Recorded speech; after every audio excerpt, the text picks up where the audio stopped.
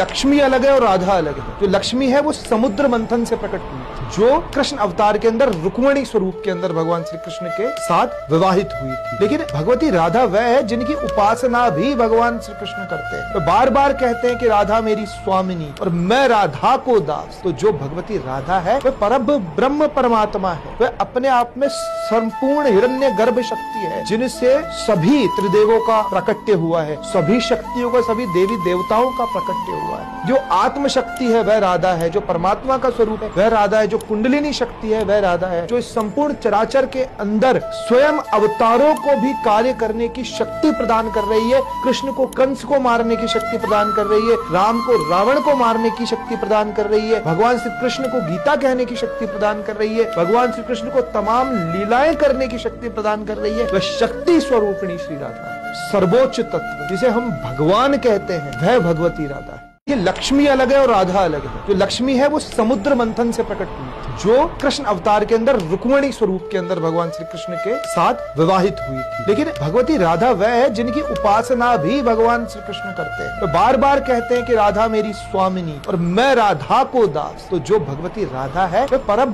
ब्रह्म परमात्मा है, वह अपने आप में संपूर्ण हिरण्य गर्भ शक्ति है, जिनसे सभी त्रिदेवों का प्रकट्य हुआ है, सभी शक्तियों का, सभी देवी देवताओं का प्रकट्य हुआ है। जो आत्म शक्ति है वह राधा है, जो परमात्मा का स्वरूप है वह राधा है, जो कुंडलिनी शक्ति है वह राधा है, जो इस संपूर्ण चराचर के अंदर स्वयं अवतारों को भी कार्य करने की शक्ति प्रदान कर रही है। कृष्ण को कंस को मारने की शक्ति प्रदान कर रही है, राम को रावण को मारने की शक्ति प्रदान कर रही है, भगवान श्री कृष्ण को गीता कहने की शक्ति प्रदान कर रही है, भगवान श्री कृष्ण को तमाम लीलाएं करने की शक्ति प्रदान कर रही है। वह शक्ति स्वरूपिणी श्री राधा है। सर्वोच्च तत्व जिसे हम भगवान कहते हैं वह भगवती राधा है।